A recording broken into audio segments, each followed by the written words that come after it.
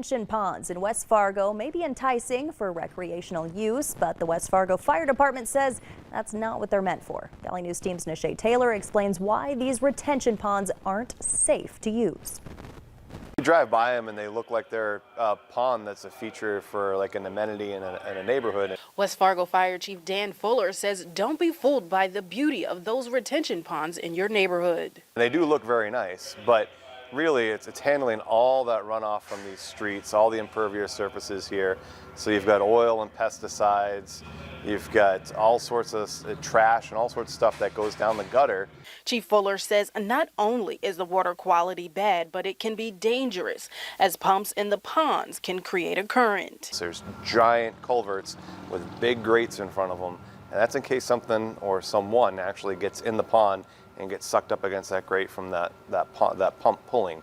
Over the last 2 years, Chief Fuller says there hasn't been an increase in complaints or injuries involving the use of a retention pond, but they say their warning is just to avoid another incident like in 2018 where a young boy drowned after falling into a retention pond. Make sure that they know what it is, that it's not for play. Here's how to help if someone ever gets caught in the pond. Call 911 immediately, and if you are not a certified lifeguard, do not go in after them. Instead, throwing a rope out to them, throwing a life preserver out to them, or trying to reach them with a long pole or something like that to pull them back into shore. In West Fargo, Nishay Taylor, Valley News Live.